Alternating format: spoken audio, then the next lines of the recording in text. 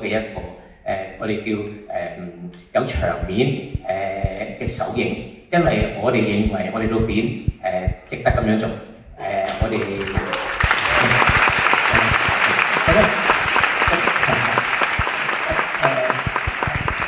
同埋咧睇埋佢，因為戲曲中心係一個超級，大家都睇到啦，係一個超級靚嘅場地。我相信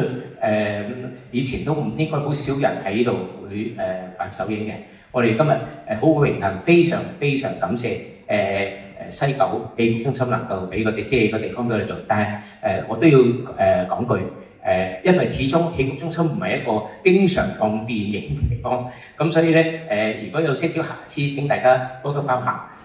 應該唔會有發生咩嘅意外嘅，不過咧，因為有咩意外都戲都可以頂得住嘅。Okay.